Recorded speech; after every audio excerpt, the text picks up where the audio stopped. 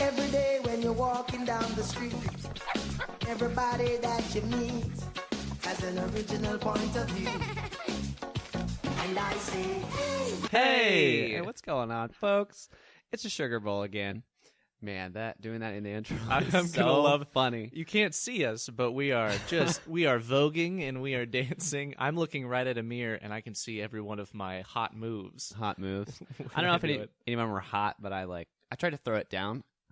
I tried to drop it low. I think I dropped it, but it wasn't as Picked low it as I back wanted. up, scooped it up. Scooped it up. I'm so sorry I dropped you. Yeah, and I apologize, like the way that people do to inanimate objects, like when you kick something and you say sorry. When you kick a chair accidentally, do you do that? No. Really? No. Why would I say sorry to the chair? I would do that for a dog or a cat or something. I don't know. Something that's breathing. A tree. Ooh. Okay, maybe once. Trees are alive. They're not inanimate. And they breathe. But I mean, you know. Y'all want to know a real fast fact about trees? Yes. That are wild? So, I learned that trees talk to each other. Yes. And if there's a tree that is being, say, eaten by the emerald ash borer, just this ugly bug that burrows into the bark. That's your insect just to pull your emerald right. ash borer. Look it up. No, that's fine. It's a concern. I just wanted to check. And the tree that has all these emerald ash borers in them will be like, oh no, I'm infected. Better tell my friends. And using the root system, it encourages a certain type of bacteria to be attracted to the roots. And those bacteria will start to grow, and then they'll grow and reach another tree. And then that tree will recognize, oh, something's up with like Ted a couple of rows over. And I better start pumping out these chemicals to push away those borers before they get to me. Which is, it's like simultaneously amazing. Like that just like, you feel like you're, like I felt like I was on drugs just listening to you say that. 'Cause It sounds ridiculous. But how, I mean, what's a tornado siren? Like that's super easy to make. Like we have those. It's kind of boring, but just the fact that trees can do it. We just underestimate trees. That's all it is. Completely.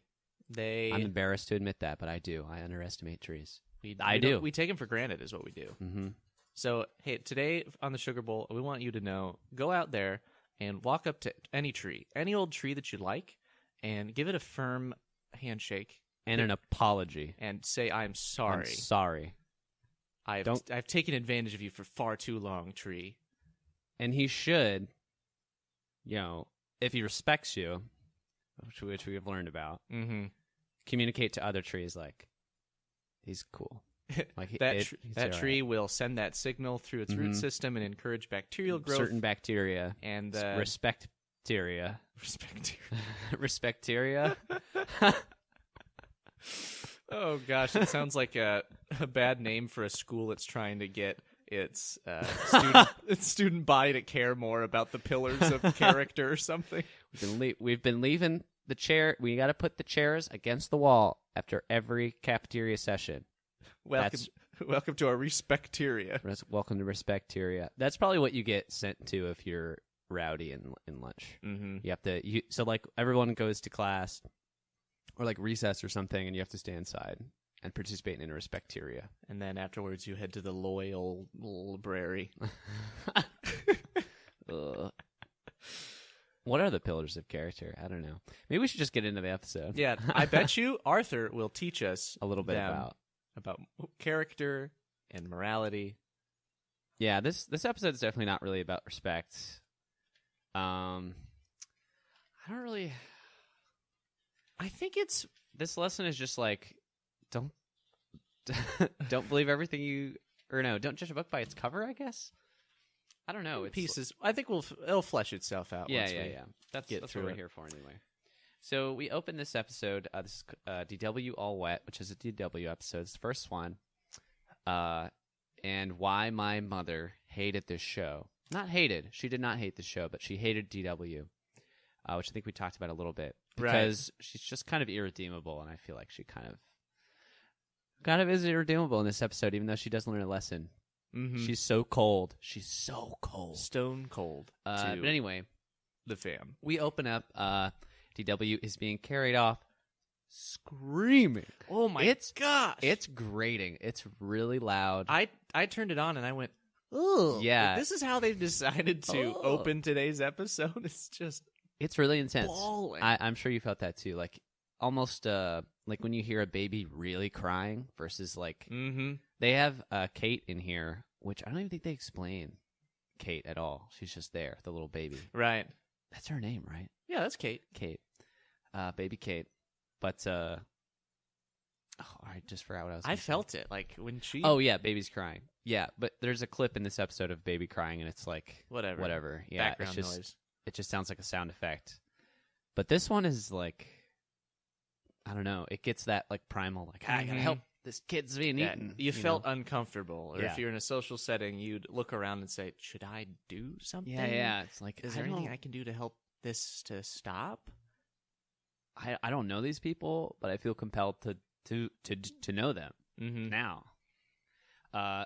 So Arthur does his intro to the camera about how DW's been acting weird, and it obviously has something to do with the water. Then we see the episode title, so obviously DW's gonna be afraid of swimming.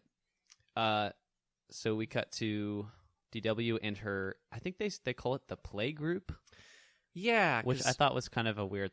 I was like, "What is that?" Well, there's is that like a term I'm supposed to know? preschool groups or like those tender loving care Okay. daycare centers. So she might not be in like school yet. Mm-hmm. So it must be like a early mid or wait when was this air? What did this air? mid-90s. Mid-90s. Well, I was gonna say like maybe, it's like they assumed that most of the people watching would have one parent working, one parent staying home. So it's like you never need a daycare, but maybe you do it like on Thursdays and Tuesdays, Right.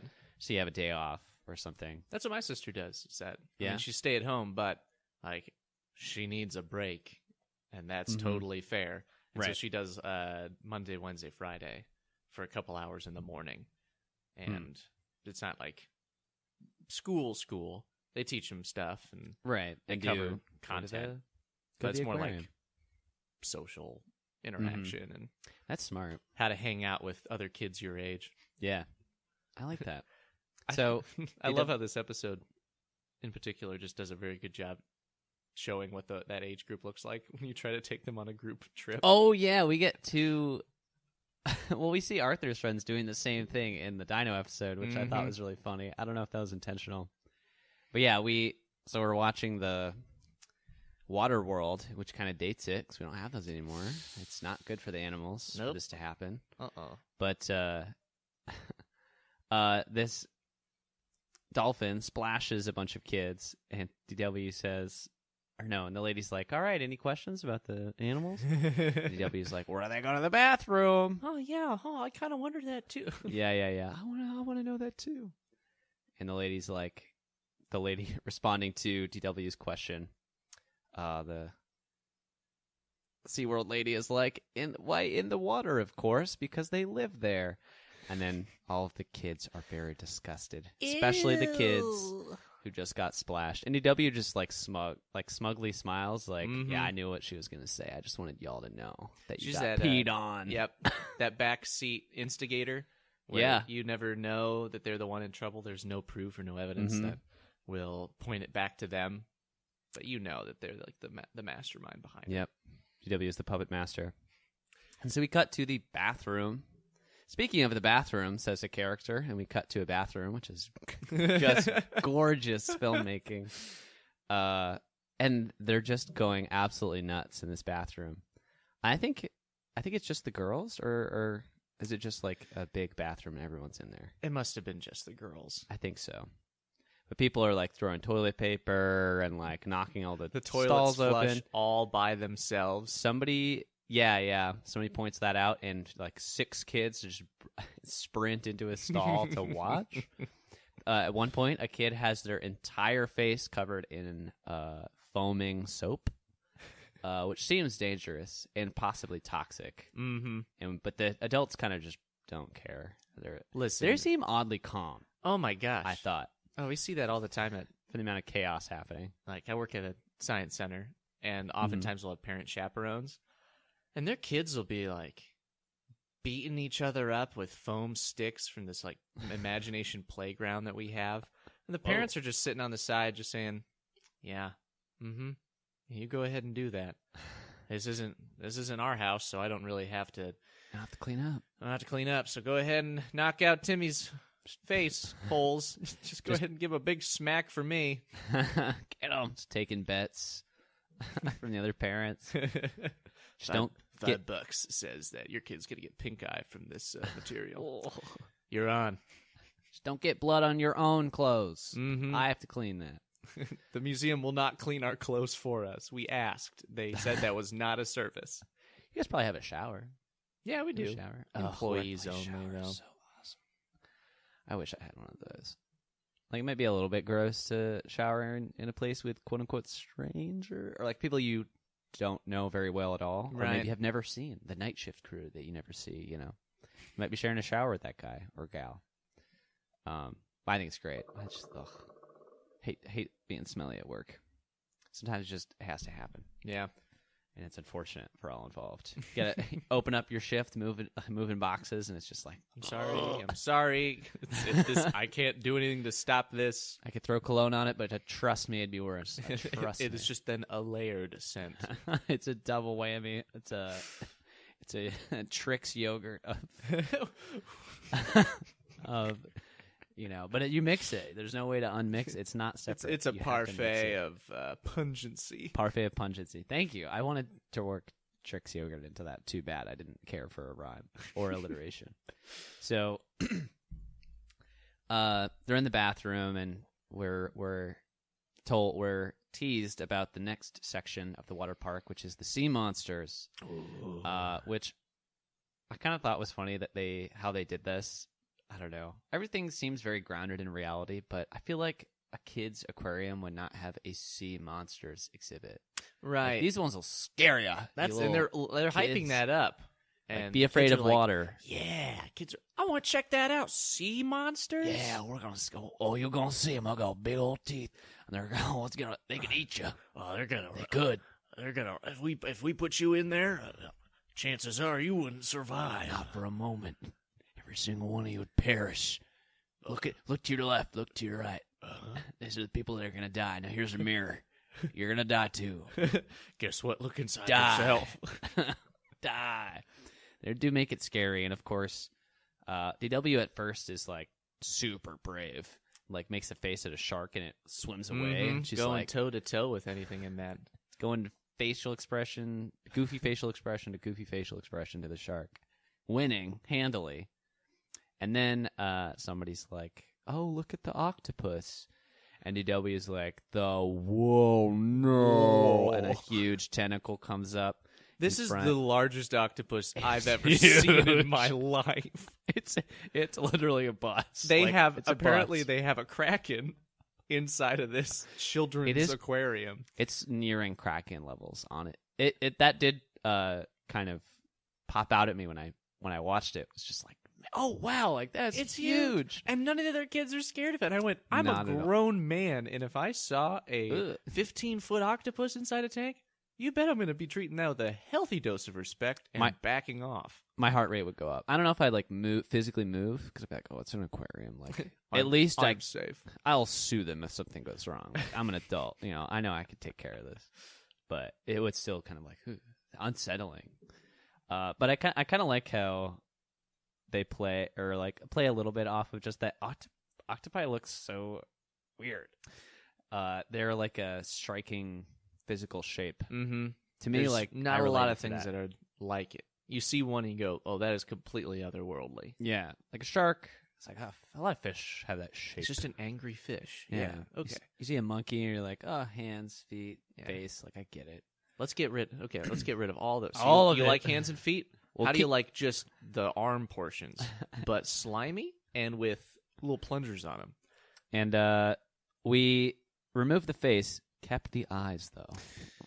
Now you might be asking yourself, "Where's the mouth?" Well, it's not where you'd think. It's in the middle of all the tentacles.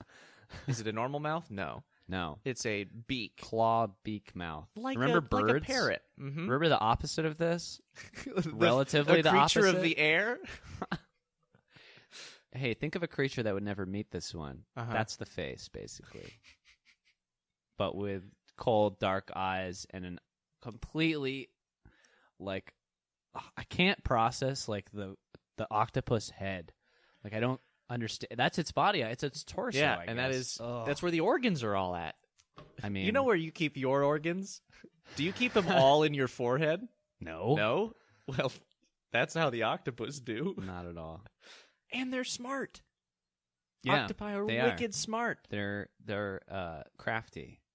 So they have to do a lot. There's a lot of calculations that octopi have to do to make it through the day. Each tentacle, I learned, has independent nerve connections, and so they can. One of them can be doing a completely different task, and the other one can be doing something else. I don't even have that. Nope. Rub Both my of head, my hands pat my go stomach exactly the same. They mirror themselves. every time. Every time I shake someone's hand, like, well, you can imagine. Your It other looks hand pops out. Yeah, it's embarrassing. It looks like I'm going for the, like, Inner hug. oh, thank you so much, like double handshake. But sometimes it's oh, not. and the clasp. Yeah, but I don't mean to that's do how- it. But I have to commit because my hands are not. They don't move independently. dependent nerve endings. So, of all the animals, this is completely a legitimate one to be afraid of. The Yeah. octopus, I get it. Yeah. Rational fear. Absolutely. TW, we're on your side. So we have this great. So she gets obviously scared by the octopus, and that leads us into my first clip, I believe. Yes. So I'm just gonna play it. This is just right. So we see the DW getting absolutely frightened by the octopus, and then we cut to Arthur and Mom in the yard talking about this.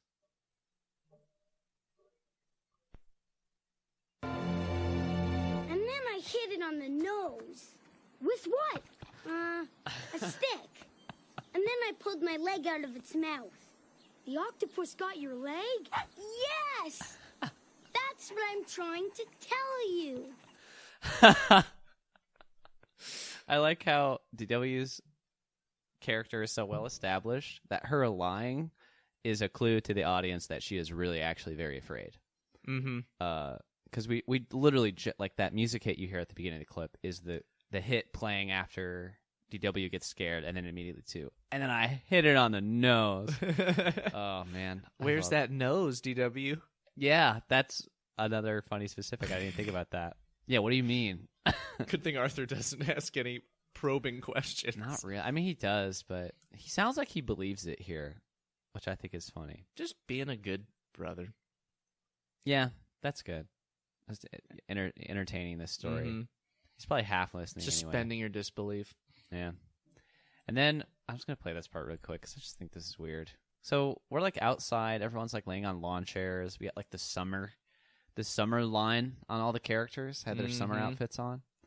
And then she's like, Honey, why don't you save your story for later? It's almost time for bed. almost time for bed.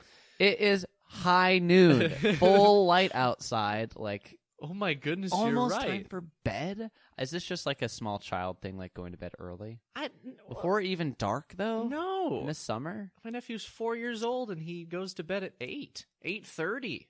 Which is crazy early compared to you and me, I'm sure. Oh, yeah. But still, the sun has set Sun is at set. that point. Even in the summer when the day's longer, that we're getting some dusk, but it's full light. I see that lends to my theory about the animators and the writers having the least amount of communication. Because it's just like probably should just Right. throw in a couple We need some filler Filter. lines. And for nighttime. right. But also I really love that clip just because of DW's voice acting. I need to look up who this is because It changes it definitely does so many times. Yeah. But I wonder who this gal Originally is. was. Or guy, I don't know. Does a good because job. so funny, and I feel like this person is not that as young as DW, obviously, but like younger.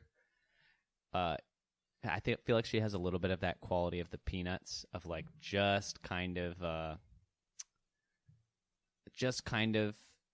not understanding what they're saying, but mostly, yes, that's what I'm trying to tell you. It's like a little bit too slow, but all the emotions there. Mhm.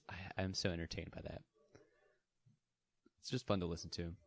Definitely. I enjoyed listening. Like, I kind of came to her side of things, especially later on when they're on the actual, like, water. Mm-hmm. And I'm like, oh, I can kind of sympathize with you. And some of the little pieces when she's really sad and bored. Mm-hmm. Dang, Oh, you're yeah. doing a really good job of showing how not good of a time that you're having. Yeah. Yeah, Dad is not helping out very much in that section, which we're getting to in just a second here. So Arthur obviously picks up that DW is afraid, and so naturally he needs to play a prank. So DW's in the bathtub. What does she say? Eensy beensy spider crawling up the Brussels sprout. She's like singing to herself Mhm. in the bathtub. I think that's so funny. She says that that's like a running joke with DW is to say the wrong Words to the wrong right. words. Oh man, there's one that oh man, there's something like the Eiffel Tower. What she thinks the Eiffel Tower is. Oh no, maybe I'll think of it. It's an episode way in the future, but it's just We'll get there. I was about to say I remember this so clearly. I do not. Clearly not. Maybe I will remember. So Arthur dangles an octopus over DW, and I've actually got that clip. Why not? We'll play it real quick. Octopus! Arthur dangles literally an toy octopus. It's a spider. It is? Yeah. Let's look. You're right, it is. It is a spider. Just dangles it on a stick. I mean, I almost feel like this is just like in their pantry. Like this is just a comp. Like, well, grab the prank stick. Yep. It's just a spider. We use it for everything. But yeah, I guess spiders have 8 legs, and I guess octopi have 8 tentacles. So this will probably work. This'll work. Gotta try it very hard. Just straight shooting. So DW is thoroughly afraid, and she like runs out of the bathtub with the classic cartoon Bubble layer protecting. Yeah, protecting all of our eyes and minds. And she runs into the parents' closet, which I just love. Like, as a parent, I'd just be like, This is just the getting place. bubbles and water all over my clothes right now. I understand you're just jump on the bed. Yeah, Why did you do that to my clean clothes? Fine. How could you do this? Why have you done this? So DW is thoroughly afraid. We switch over to the family all dealing with the heat. After this, we see like a little clip of them sleeping with like fans on and like in shorts, no blankets. It's really, really hot. But the thing is, they never say it's hot until you get to this point. But you can just tell. Yeah, with the clothes. It's like getting warmer and warmer and warmer. They're telling the story without having to tell us, which I really like. Yeah, I kind of like that. I mean, there is like a shot of like a thermometer that's like at 90 something or 89, 90-ish. It's getting hot. Yeah, but it is kind of a nice thematic lead up to like the story's building, but also the temperature. But it's not so terribly obvious as like a movie that has a timer in the bottom left, you know, where they literally just have like, all right, here's your stress-o-meter, so feel stressed at the same time the character is. This bomb's gonna go off in 4 minutes. 20 minutes of cinematic film later. Yeah, this bomb's gonna go off in 2 minutes. We only have 10 seconds left. Every Tom Cruise movie ever, yeah. honestly. Honestly. I always appreciate when a movie keeps that.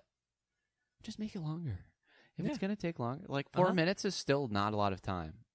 Not at all. Just say the bomb is like 20 minutes. Okay. And if you show me 20 minutes of film, that's great. Get it together, Hollywood. I'm still going to be scared if that bomb goes off.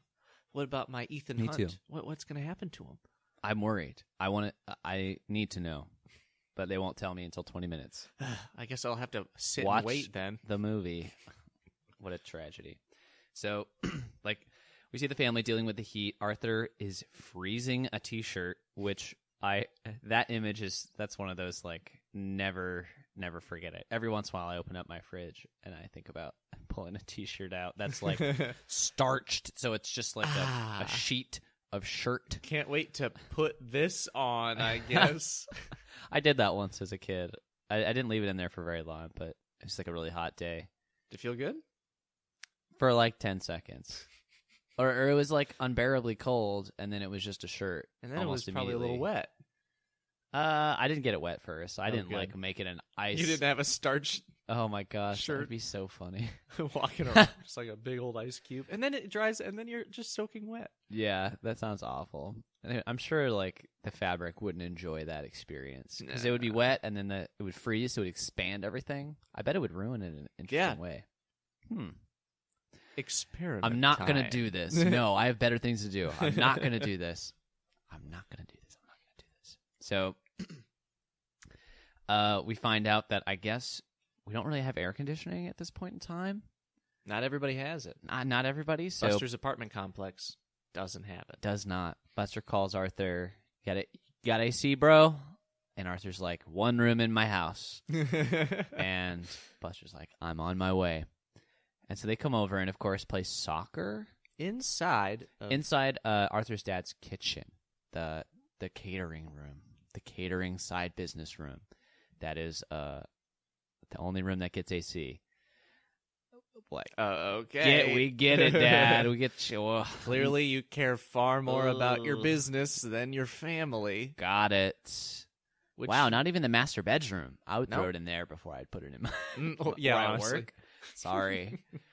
Or my kid's room. This is mine. Not the kids' room. Come on. No way. They haven't earned it. But like, happy wife, happy life. And also me is in there too. Happy me is also important, even if it Super. doesn't rhyme. Yeah, it's not as flashy, but it's important. Like a lot of things in life. They bust the So AC. then, yeah, they're playing soccer in there, and there's this great. I just like the voice acting in this little section.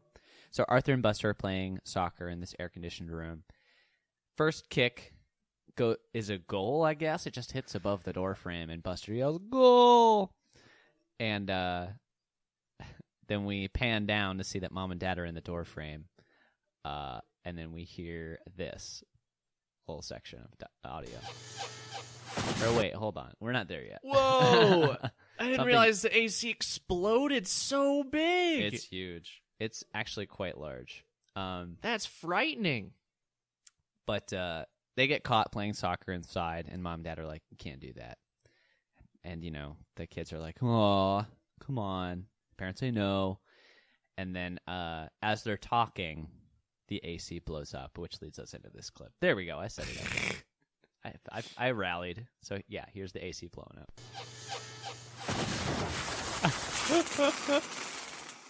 Ugh. That's it. I've had it. Had what? You're right. I can't take it anymore. Now you're in really big trouble. No, she means we just can't take the heat. So we'll just have to go to Bear Lake. Go to Bear I'll never forget that. I guess we'll just have to go to Bear Lake. Like, what was the direction on that? I would love to know. Hey, we just got a couple notes for you here before you read this line. We want you to really emphasize the point that they are traveling to Bear Lake. We put it in all caps, and it's bolded, and it's underlined, and there's a Yeah, I couple see that. exclamation points. Okay. So you want me to yell it like, "We're going to Bear Lake"? Like, no, to not really, even, not no? really excited either. Just kind of, this is a loud statement that you're making. Like there shouldn't Okay. be any real emotion. So like a game show. Like, we're going to Bear Lake. That's really- it's still too much emotion in it. It's just got to be completely different than what you've said in your We're reaction. going with your to kids. Bear Lake. Is that what you want? Yeah, you know what? I like that. I like that a lot. Like we're trying not to convey any sort of excitement or other emotion that would be very commonplace for a Right. family about to head out on No. a small vacation. You're right. Hey, it's okay. That was a clip from the studio. We got a completely never before Licensed. heard, Mhm. never before seen. It's never before touched, Never before smelled. thought that you'd need to hear it. Yeah, that was it. So that's a direction for that line. That's so funny. That's it. And I like it's just playing off the setup of like, well, Arthur's in real big trouble, and then we're going to Bear Lake. Oh man, that's so good. I just want to hear it one more time. Just can't take the heat, so we'll just have to go to Bear Lake. Go to Bear Lake. All right, enough with that. It's just fun. And so DW is horrified about this because now we're gonna go to the water, to the lake. So that's kind of like where the beginning of the episode picked up. Everybody's going to the lake. Before they go, I guess DW is saying that she doesn't want to go and that she's scared. So everybody gets it, and Dad is trying to calm DW down, and we hear this little atrocity, this little tragic accident. Ugh. Dad's having like a rough episode. Yeah. Well, his AC in his garage kitchen just Yeah. busted, and he's got to cart his screaming daughter to the lake. Yeah, he's like, okay, let me cool Probably you off. reevaluating a couple of life choices. Maybe. So this huge flub happens right after we get there. to There. the lake. I don't see any octopuses. Oh, come on. Dad! Because I had this clip ready, I've been trying really hard not to say that. It does seem like it should be the right way, but I guess mid-90s we just didn't have the time to look this up. Nope. It's octopi, guys. Yep. If there's more than one octopus, Octopi. if it's possessive, I believe it's still octopuses. So like octopus's garden is correct. Mm-hmm. But if it's just plural, like we just heard, then it's not octopuses. There. I don't see any octopuses. No. Just can't. You can't do that anymore. No. It is That was the current year, and this should not be done. Ugh, it's disappointing. And also to have an adult say it, and also this is like an educational show. We try to be, as we're, the whole fossil stuff, I think stays pretty true to Oh my gosh. actual content. I was very impressed. Yeah, I mean, you literally know. Like that's your I wheelhouse. know how fossils were made, and they did it so great. And for this one, just to be kind of like let's let the dad be kind of a little dumb and just Maybe that's like a little joke for the parents, mm-hmm. or something to make your. He's incompetent, just like me. I relate to this terrible dad. Maybe I should hang out with my kids instead of let them watch TV. Hey, kids. Nah. Kids, we can't beat the heat. Let's go to Bear Lake. Let's go to Bear Lake. But Dad, it's the middle of winter. We can't. But the TV aardvark father told me that this would solve all of my parenting problems. He's telling the kids that. What? Dad, What's a TV aardvark? What's an aardvark? Dad, what's wrong with you? Should I get Mom or the cops? Well, why not both? Why not? A little bit of both. So we're on the beach. We see this little bit with Buster. That's a fun little specific. So Arthur and Buster are playing in the water. Oh, yeah, and Arthur and Buster are about to go jump in. And Arthur says to Buster, hey, don't you have to wear a bathing cap, for your ears?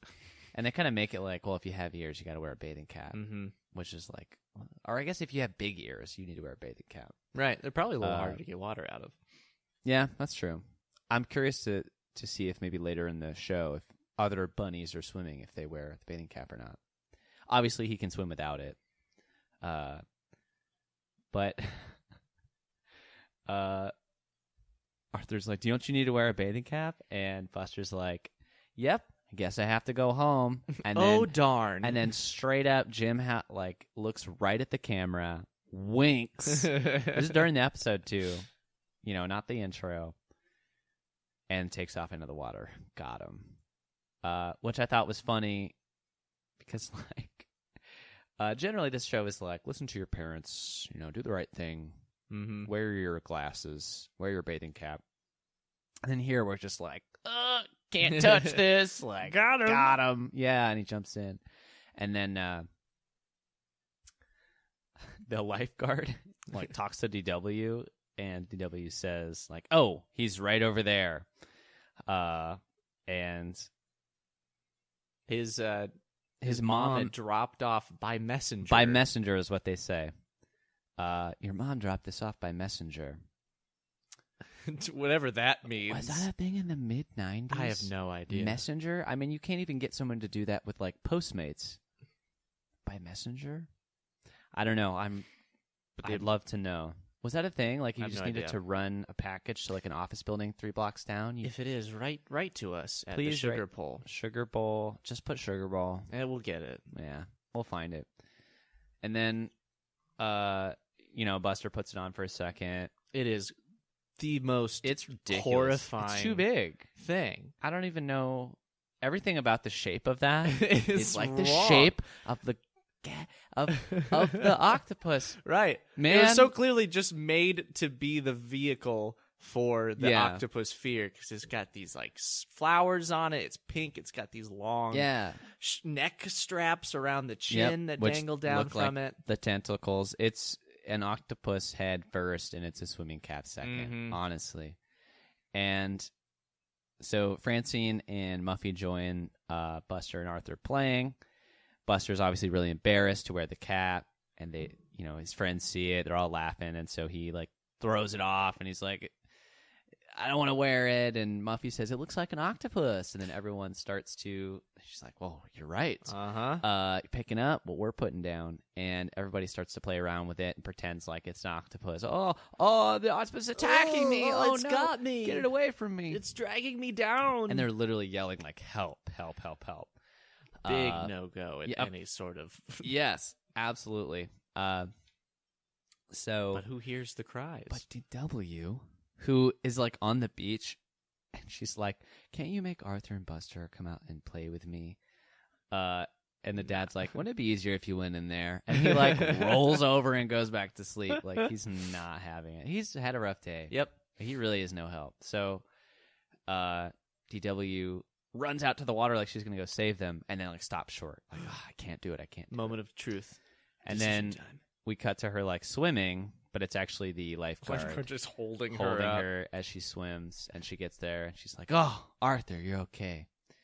And he's like, "Yeah, we're fine. Like, what's up with you?" And the lifeguard is, gives the like, you're the ones that have been around here making some noise. like, "Oh yeah, we're just playing." What does she say? She's like, "What did you need help with?" It's just something like, you can't say help if you don't need it. Yeah, gives him the boy cry wolf. Mm-hmm. I wish they had turned up the sass way harder on this lifeguard. She's just trying to give us a lesson, a little short one on top of what we're already learning. But I wish she was just like, what is going on here? I got really upset. Because that happens in real life. When you're a kid, so I'm sure that's happened to you before, where you're like at a pool and some adult is just like, stop! Run it, and they really hit you with it. Yeah, because you're the 90th kid. You're the one that broke the camel's back. Yeah, you're like that last straw. I wish they would have had that, but that maybe would have been too much to pile on, just like real quick in this one moment. But yeah, the lifeguard puts him in her place. Lets him know, you can't do that, and DW is not afraid of the water anymore. In fact, she spends like the rest of the day exhausting Arthur, making him be like a horse in the water, bucking her off, and falls asleep on the way back to the car. Yep, and that's it. Heartwarming. Yeah. Very heartwarming. But it's kind of like, what lesson did we learn? Don't be afraid of something that you'll never see in real life or never a couple run of into. times Arthur told her, like, yeah, octopus don't live in the lake, they live in the ocean. And she says, I don't care, I don't want to go. And then the lifeguard tells her the exact same thing. Mm-hmm. Octopi don't live here. And she goes, really? Oh, I wish someone had told me this earlier. A voice of authority and not my brother. My dad said there were no octopi around, and I didn't was like, trust don't him. believe you. Yeah. It just took this lifeguard who apparently just had the right outfit on, I guess, to convey this fact appropriately. I guess. DW all wet. Man, I can't believe we're already at 40 minutes. I'm kind of mad. I feel like I have more to say on this, but I want to go to the next one. I feel like I'm more interested in the Dino one. The Dino one is fantastic. So we've got Buster's Dino Dilemma is the name of this episode. Nice. And starts off Alliteration. That's Arthur talking to the TV like, you know how some people get a little too into stuff? Like DW with this video game. She played for 4 days straight. What was the name of it? Hippo Hunt. Hippo Hunt. Hippo Hunt. We're hunting. We're not hippos hunting things. We're hunting them. I think in Hippos the game you are play as the hippo and you're really? hunting Oh, okay, I'm just kidding. other people, which I think is Hunting more human fun. beings. The most dangerous game. Justice. Francine wants to shoot 100 baskets in a row without a miss, which good luck to that one, Francine. You're going to be 100. there for a long while. time. And then it's revealed that the thing that Buster is into so much is dinosaurs. Mm-hmm. In the movie theater, seems like they're going to see, I suppose, in this timeline, Jurassic Park 3? Been 2 or 3 at this point, because the first one came out in 90. Oh, So yeah. it's like they're watching one of the sequels to it. Yeah. Definitely. And this is the thing that always blew my mind. This is the thing I don't understand about kids and their fascination with dinosaurs, is that you can like throw a dinosaur plush at any 2 or 3 year old, and they're like, "Yes, I will love it. I'm gonna list the names and what they do and what they say." Kids are like attached to dinosaurs. They are the most frightening, fearsome thing that have like walked the planet. Literal monsters. yeah, And that's the appeal, I feel like. is it just because that we can't really like conceptualize them anymore, that you pretend like, oh yeah, they're so cool, but is it because they're so extinct, or Like, what's the appeal of dinosaurs? yeah, what's the appeal of dinosaurs? I think because it's like a real life. It's a real fantasy. It retains the fantasy nature because you can't actually see one, and even the real things you can see are just the bones. Like, Right. it kind of blew my mind as a kid to be like, oh, we don't know what they actually look like. These are all like artist rendering. It's like when you see a cool picture of space and it's like artist rendering. You're like, this is actually just a bunch of math, and somebody threw a paintbrush at it. Right. They just said, "Could you color the math, please?" Yeah. Was this like color by number? Yeah, but how are your Imagination. polynomials? How are your? Can you represent a light year? Does blue sound good? Yeah, Blue light years. Blue would be great. I'm sure that's a really productive conversation between the person who has the space data and the person who's like, how about I just draw it however you want? And you throw the label on. Nobody good. is Sounds good. No one's gonna double check us. Yeah, who's gonna take a picture and be like, "Nuh-uh, look, it's impossible. It's an impossibly large distance to take a picture of. It's fine." But it's cool.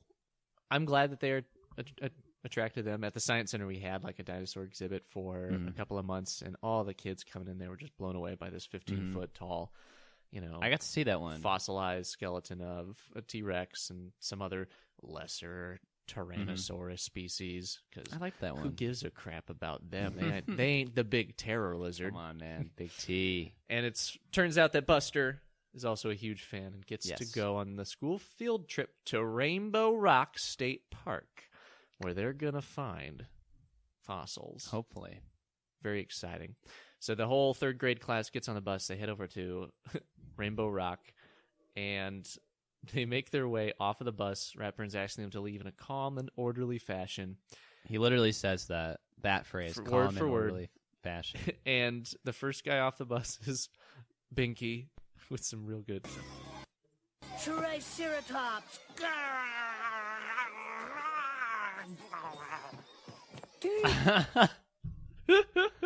Amazing. It goes on for 3 seconds longer. It needs to. You think it's, oh, he's done. And then he goes, And then there's a little bit more, and there's a little bit more. yep, and there's a. There's a little bit more. And,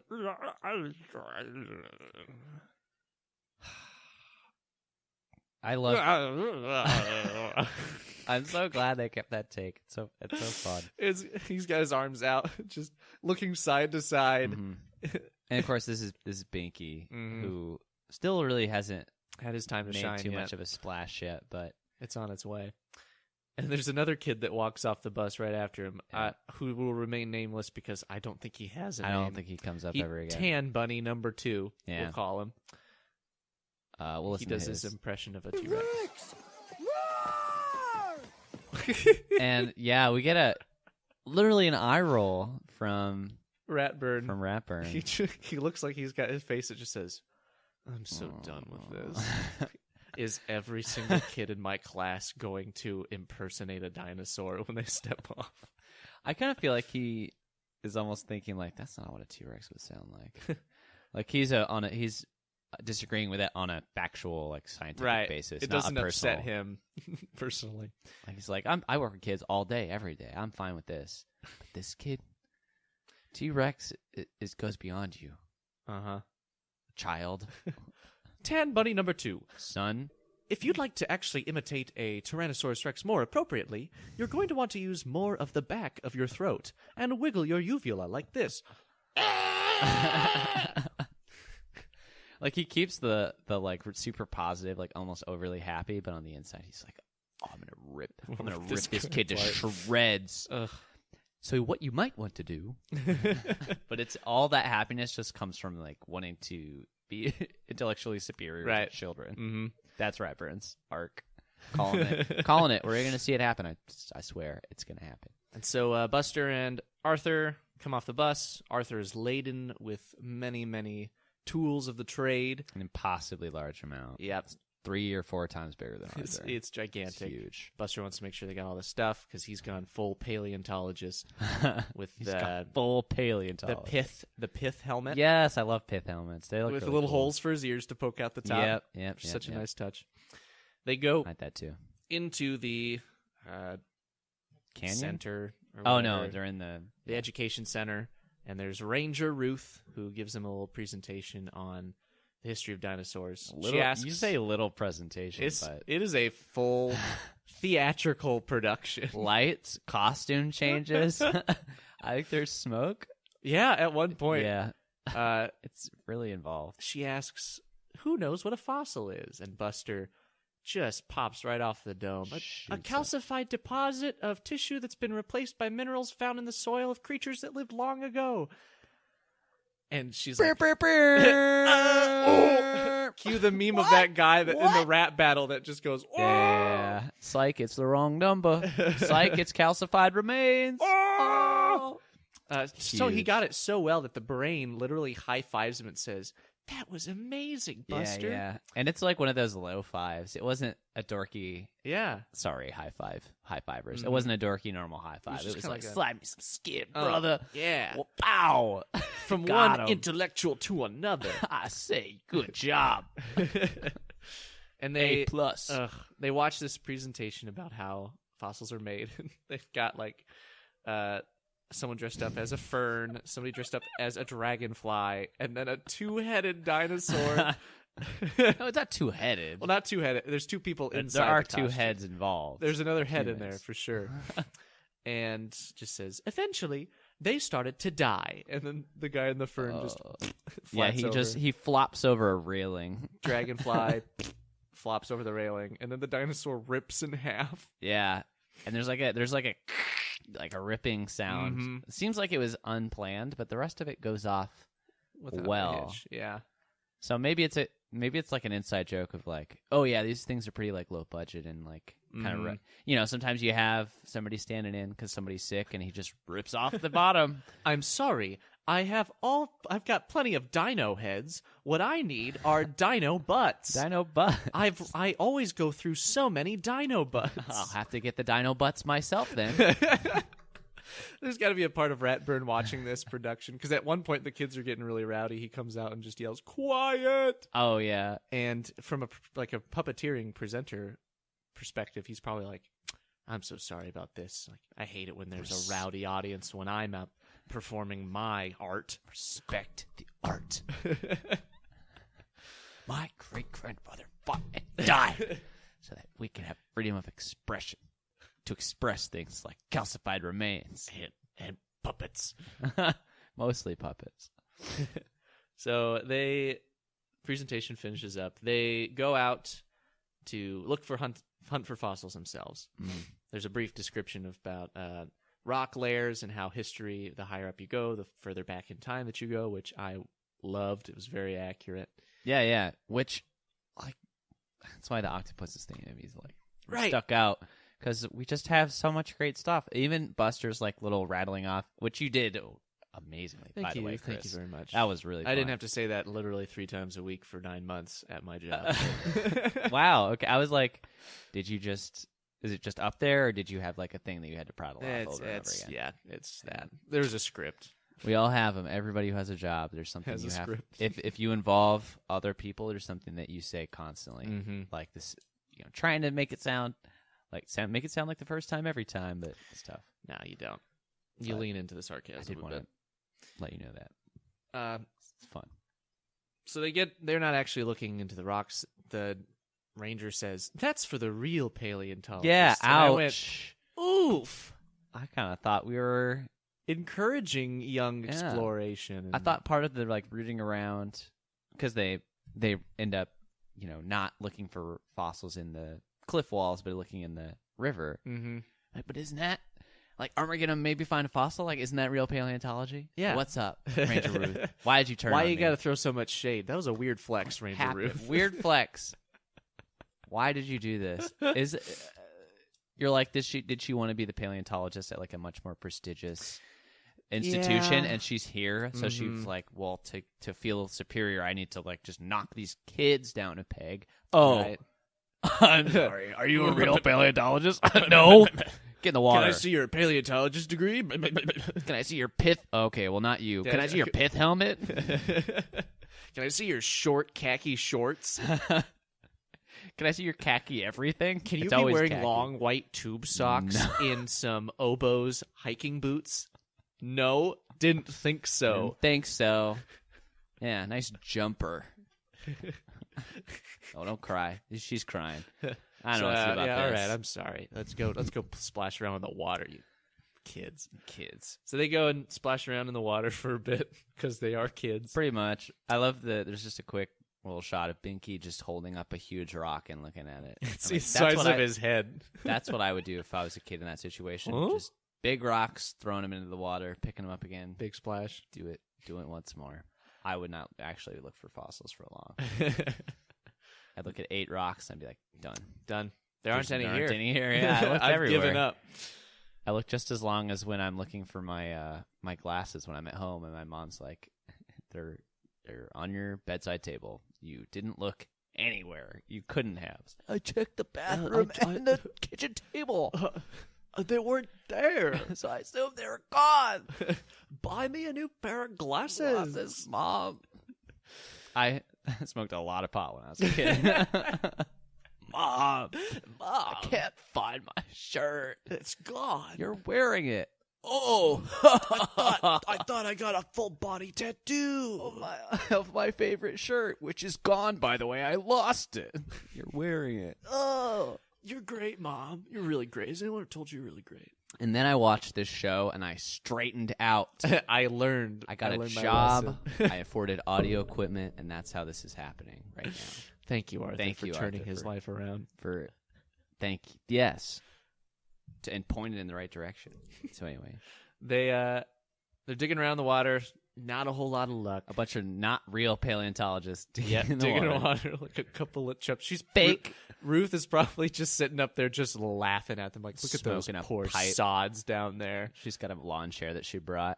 And she's, like when somebody brings a chair and puts it in an uncommon, like in a walking space. Yep, just to watch. It's like when you see somebody in a chair at like a event parking, and there's just that string across. Yep. It just feels so out of place to be sitting in a lawn chair on the sidewalk, not looking at anything. That's what Right. it looked like. Ranger Ruth just puffing and laughing. Ugh. But I do like Ranger Ruth though. she Just that honestly- one dig, yeah. so out of place. Hurt. she encourages good activity later on. True. Buster and Arthur going a little bit overkill. Buster really wants to find something. Mm-hmm. Arthur's getting a little upset because everyone else getting soda. Yeah, and snacks are happening, and Arthur's like, "Snacks, Buster," and Buster's like, "I want to work. I want to keep looking." You think another 10 minutes is going to help you find something? And Arthur just reaches down in the water, pulls out a fossil. An actual fossil. Mm-hmm. He throws it back into the water. Buster dives in and gets it, pulls it out, and we have this amazing reaction. And we really learn the difference between a common pleb, that is Arthur, And a true paleo. true paleo True head. pale. Beyond the pale. Here it What? is. Let me see. I found it first. Oh, wow, it's a leaf fossil. A leaf fossil? A leaf fossil? Have you ever seen a leaf that thick? Arthur, this is a footprint. A leaf fossil? He says it twice. A leaf fossil. Oh, man. Have you ever he seen was- a leaf this thick? I think that might be our episode title. Have you ever seen a leaf this thick? Oh, my gosh. Extra thick A thick leaf? Two C's. Thick leaf. That, I don't know why that phrase is really funny. There really isn't a thick leaf, like anything beyond. No. Even like a palm frond is technically not a leaf, I guess. But it's a leaf-like thing, and it's Right. sure as heck They're not all that pretty thick. thin. Which, I mean, Spinach this leaves just are- says Buster's pointed and, backs Have him you ever up. seen a leaf this thick? No, I've never seen this thick a leaf before. It does really look like a footprint, too. Mm-hmm. Arthur's just A leaf showing that fossil. he's just a couple steps behind. Yeah. A couple rocks. Fossil-wise. A couple rocks short of a full couple strata layers from Cretaceous. He's a couple bones short of a full skeleton, if you know what I mean. Yeah. And He is. we learn that Can't read, can't do math, He doesn't know really- anything about leaves. nope, he is our everyman. I can relate to this guy. I'm an idiot. It turns out that they have to turn in their fossils to Ranger Ruth, probably Yeah. so that this is slave labor is what it is. Yep. Ruth has convinced the kids to do the research for her so she can take credit. She's really changed when she got turned down from the big. The MIT of paleontology. Yeah, which school. I don't know. I was like, ooh, yeah, I don't know any specifics related to paleontology. Nope. Besides the pith helmet. Yep. The outfit. I know what you're supposed to look Oh like. my gosh. So she has a big sack. The brain finds a trilobite fossil Yeah, the or brain something. Of course, Is he found perfect one. at everything. Does in the bag. Buster does not want to give the fossil away. This is a huge find, and so he hides it inside his pith In his pith. and puts it Pith on over hide. top his head. And Arthur's just like, "We're not going to get away with it. They're going to find out." As they're walking back to the center, he has a line that I really like. We didn't have a clip of it, but Okay. it's just straight up Harrison Ford from Indiana Jones, where Arthur says, "Hey, we can't take that. It belongs in a museum." Oh, he And literally he's- says it belongs yeah, in a museum? uh-huh. Oh my gosh. And in my that head, went I over was my like, head. "It belongs in a museum." And just Arthur doing his best Harrison Ford impression. That's great. Oh man, I'm gonna go back and watch this after we're done because that totally just went over my head. Uh-huh. Oh, just like it did when I was a kid. Dang it, Mm-hmm. got me again. So they are making their way out of the center. He's getting a little sweaty. I- They're going to get out. Speaking of like stoners, I thought all of this humor could have just been copy pasted in some dumb stoner movie. It was so funny. I'm just like he says like he like leans over to Buster and does like the hand Covering your his mouth. mouth. This is, I'm She- whispering. She knows. Buster's like sweat. You know. Oh, it's so funny. And then they're walking out. And they fantasize for a quick moment that Ranger Ruth turns into a Tyrannosaurus Rex. A scary one. Mhm. Buster feels so afraid. And all the T-Rex says, it turns to it, much like in Jurassic Park 3, "Alan. Hey, Alan."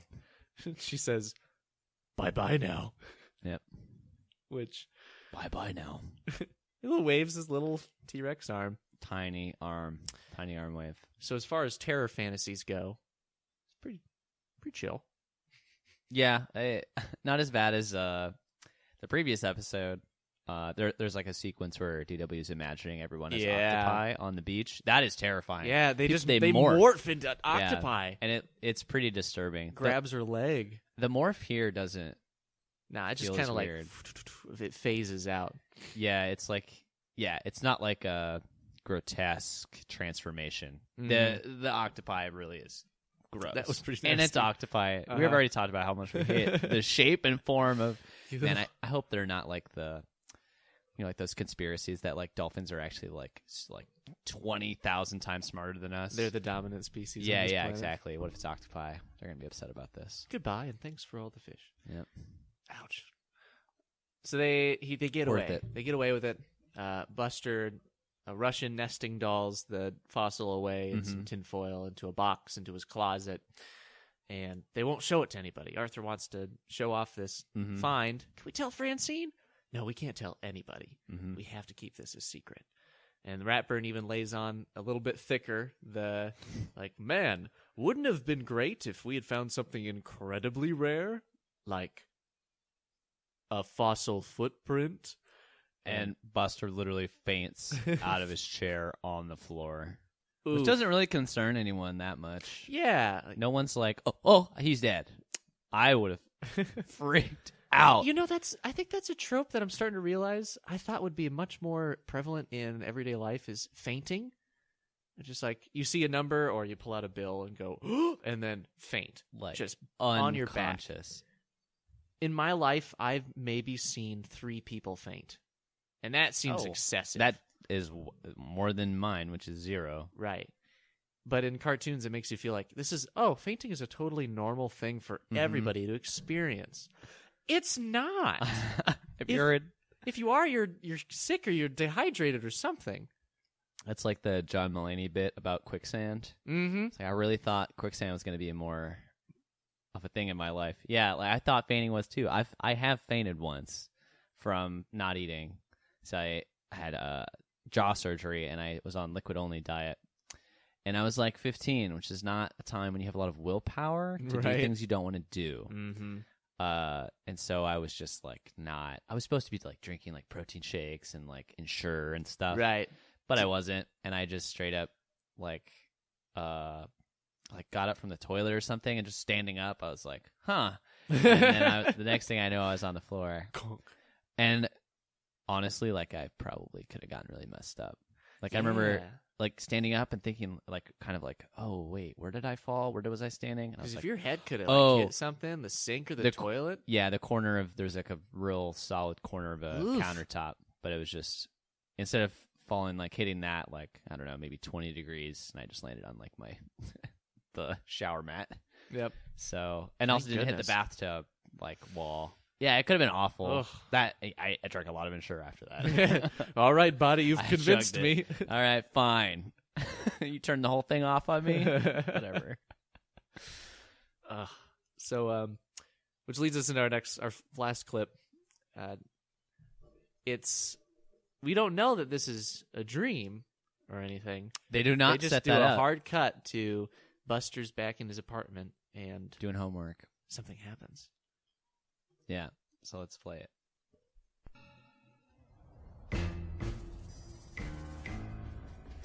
Who is it? Fossil police.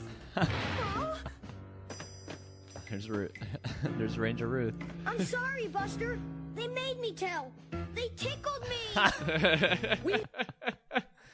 Great specific. I think that is like Every kid's greatest fear. And that's the only thing you have to worry about in an interrogation is being tickled too much.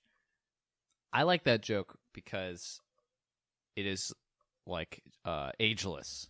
A kid thinks that's funny and an adult thinks that's funny. Yep. Like anybody could like process the humor of that bit. Yep. This is the idea of fossil police. I really like the idea. Fossil police. Open up. This is a raid. Yeah, and Ranger Ruth is standing there and just like a huge cop. Like Arthur walks in front of him to deliver that line and just head and shoulders, like in like 3 wide. This cop is huge. A binky of a cop, if you will. Yeah, like 2 or 3 binkies. Huge. That's going to be our measurement for character size. How many binkies? Hey, how many binkies big are you? So Arthur is like 0.7 binkies. Yeah, 7/10 of a bink. 7/10 bink. 7 1/4 binks. There's a real like telltale heart Edgar Allan Poe feel to this, where Yeah. like, Buster can't handle having this secret inside this fossil that's buried in his closet. It reminded me a bit of like Lord of the Rings, sort of. I mean, that's kind of a trope, right? Holding on to a lie, holding on to a wrongdoing. Something that's like weighing you down. But yeah, he's like having these nightmares and stuff. There is a literally like Telltale Heart episode, but yeah, I like that. Right. Like that. This is a little callback to that one. And we find out that it is a dream because a T-Rex bursts out of his closet. And Buster wakes up screaming from this night terror that he's had. Gets on his bike in the middle of the night and bikes over to Arthur's house. Throws rocks at his window and just says, "You take it." Yep. Another dating it thing that dates it. Kids being out at night at all, or even being allowed to leave the house.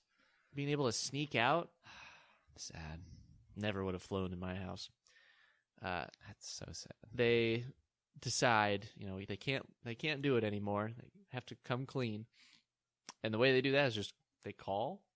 Is Ranger Ruth there? They just call the place. Hello, I'm a child. Is Ranger Ruth there? And I'll get her. They get the fossil back where it needs to be. There's a little bit of a debate with the scientists. They aren't quite sure how to classify this certain Dr. footprint. Eggman is like, Yeah. I wasn't sure if it was a footprint of the paleo, blah, blah, blah. Just a real, The Spinosaurus or the cephalofoid or something like that. real stereotype. They may have thrown away a couple of just dino names just to do it. I doubt they did much research in that particular I department. don't know, man. Octopuses got through. We know that. And they'd have their find on a shelf for everybody to see. It's got their names by it, which is nice. And I like how they gave the plaque for the little footprint gives credit to both of the boys. I Arthur thought that did find it, he sure did. but just was too dumb to appreciate the gravity of the situation. Can't read. His last He name can't do is math. Reed. He can't do math. He can't read. That's Can't- tragic. He doesn't know what a leaf is. There's no pretty unsure about size of leaves. Leaves. Leafs. I'm making fun of them Leaf-eye. for octopuses. Leafs. But I keep saying leaves. That's not it. Overall, I really enjoyed this episode. I liked the Dino one way more than There's fun DW's visuals. ones. There's great delivery. There's fun little bits. Yeah. The whole sequence of the explaining what fossils are. The play. I don't even know what you call it. That play was amazing. Super funny. Just shows you what nonprofits will go, what great lengths they'll go to entertain kids. Oh man. For our dinosaur show, we had a puppet dinosaur made. Mm-hmm. And so it was in a little crate, and you would have one fake arm that was on the side of the box. Your other arm's holding the other side. And the other hand would go in and be the head of this baby dinosaur. And his name was Rufio the Struthiomimus. And there'd be a part in the show where, like, hey, would you guys like to meet a real live dinosaur? And all the kids were like, yes, No please. way. Oh my gosh, yes. And I would go in the back and be like, all right, Rufio, you ready to wake up? Oh, yeah, I guess so. Yeah, let's go ahead and let's get ready to go. And they ate it up. Walk I out assume. Like, oh, hey, everybody. Yeah, I'm Rufio. Nice to meet you. Gosh. And Rufio. the kids, their eyes lit up because there's a part in their brain that says, that ain't real. There's no way. But the rest of you is like, but what if it is? But today, But let's today at least it- let it. Mhm. Let's believe it for now, and then we'll make fun of all the kids who believe it later. Yep. But together, This is very satisfying for me right now. that's like a really unique human, like a human thing. It's like a like group hallucination. It's not really what I'm referencing, but like Right. that, just buying in. Yeah, you're Something willing that- to just say, oh, yeah, it's like hypnotism. It's like, Kinda, yeah. I'm going to hop in because it's going to be more fun for everybody involved. Yes, if for I everyone just- else too. If I just close off the rational part of my brain for a little bit Mhm. and enjoy this man and pretend that he indeed is holding a baby dinosaur. I have been trying to do that more in my life with excellent results, like A+, 10 out of 10. Like I was definitely the kind of like wrestling's not real kind of kid, and like God's not real when I got older, like just trying to ruin it for you. But now that I'm like, I don't know. I would always say things like, "What are we gonna do? What should we do?" And like, not just buying into whatever's happening. Yeah. Like we're standing around just, I don't know, like talking. And because there was no like label for me, I couldn't. I don't know. I'm getting really meta right now, but yeah, man. Unbox that a little bit. I just love. Or no, I just have been trying to do that more. Just like buying in and not trying to analyze it or trying to deconstruct it and trying to find like, you know, like when you go to a play or a movie. It's fake. Enjoy the fake. medium, enjoy the story that they're telling you. Yeah. And don't get wrapped up on all the inconsistent bits or the. Mm-hmm. I like that.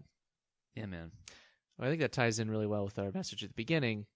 So if you felt uncomfortable, like trees won't listen to me when I talk to a tree, because I fully expect you all to talk to a tree and apologize, buy into this group hallucination. Yeah. Suspend your disbelief when you talk to that tree. It's going to make the process a whole lot smoother. Just accept what it throws at you. Don't decide how it's going to go before you walk up. Mm-hmm. Just know how it's going to start. Keep that question mark open. And check to see how thick its leaves are. Yeah. Put a couple fingers on there. Give it a press. Report back. Again, mail that to the Sugarbowl. Sugarbowl. You don't have to do the @ symbol first. We'll get it. We'll find it. Don't worry about it. My name's Eli. My name's Chris. And thanks for listening. And hey, have a wonderful kind of day. Have a wonderful kind of day. See you around. See ya.